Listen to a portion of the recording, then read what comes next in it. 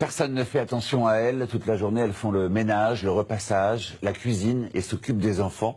Et en plus, elles n'ont pas d'horaire et pas de vacances. Certaines sont même maltraitées, voire réduites en esclavage. Et depuis le suicide de plusieurs d'entre elles, la situation de celles qu'on appelle au Liban les petites bonnes fait scandale. Enquête signée Nora Awada. À l'aéroport de Beyrouth, c'est comme si Nasmi venait récupérer un colis. Là, ils vont nous appeler. Comme une vingtaine d'autres employeurs, il attend sa nouvelle domestique. Derrière cette porte, des jeunes femmes venues d'Éthiopie, du Cameroun ou des Philippines attendent d'être appelées pour passer la douane. Celle qui vient travailler chez Nasmi est cette jeune fille au foulard rose. Elle s'appelle Mara. Elle est éthiopienne et a 20 ans. Son patron ne la connaît pas encore, mais il en parle comme d'une marchandise. Quand on va au marché acheter une pastèque, est-ce que vous savez ce qu'il y a à l'intérieur?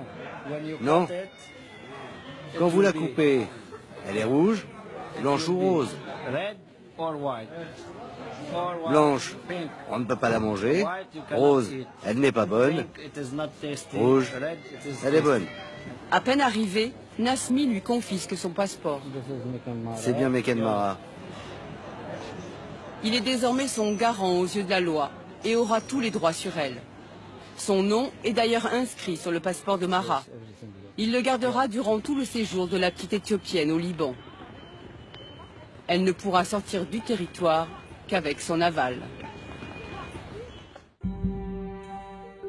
Beyrouth, l'Eldorado pour ces petites bonnes. La capitale du Liban, un lieu où il fait bon vivre. Chaque année, elle attire de nouvelles employées qui viennent des pays pauvres pour gagner leur vie. Il faut dire qu'ici, il y a du travail. Une famille sur 4 emploie une domestique et parfois plusieurs. Pour certaines, c'est le rêve d'une nouvelle vie. Mais parfois, il tourne au cauchemar.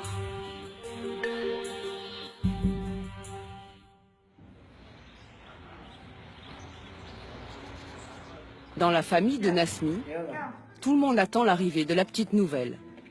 Et l'accueil est pour le moins glacial. Tu t'attendais à un top modèle? Son visage est acceptable, non? Elle a des cheveux? Enlève ton foulard. Oui, c'est bien. Enlève. Elle ne te comprend pas. Enlève, enlève qu'on voit tes cheveux. Non mais vraiment, Nazmi. Mon Dieu, elle est très moche. Le bébé. Comment va réagir le bébé dont elle va s'occuper? La jeune femme ne comprend pas ce qui se dit autour d'elle, car elle ne parle ni l'anglais, ni l'arabe. Et sans ménager son intimité, ses affaires personnelles sont déballées au vu de tous. Des habits, à manger. Elle est nouvelle, donc elle ne sait pas. Les habits, c'est moi qui vais te les donner. Puis c'est le passage obligé de la douche et du shampoing anti-poux. Il n'est pas dit que Mara en ait, mais la famille considère cela comme une formalité préventive. Bien, Mara, ça va? Douche, bien? Tout va bien? Sans plus tarder, Mara commence son apprentissage. Première leçon, comment faire la vaisselle. Tu fais comme ça. Toi, voire moi. Dis-lui de faire comme j'ai fait. Son employeur lui parle comme à un enfant qu'on encourage. Très bien. Bravo. Encore. Oui, oui. Bravo. Ferme le robinet. Accroche ça là. Accroche. Là. Très bien. Quand c'est fini, fini. Assieds-toi. Une fois le travail terminé, elle peut s'asseoir. Mara vient de vivre sa première journée de bonne au Liban.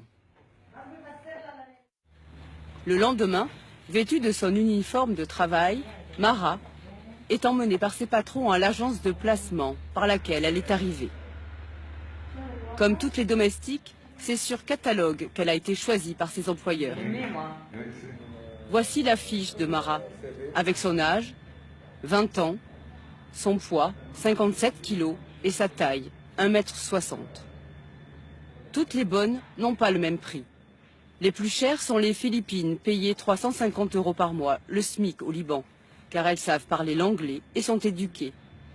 Mara, éthiopienne, fait partie des moins chères avec un salaire de 150 € par mois. Le contrat est signé entre l'agence et l'employeur seulement. Mara n'a pas voix au chapitre. Ok, ça c'est le contrat qu'on signe avec l'employeur. Ok. Avant la demande de visa. Les clauses sont strictes.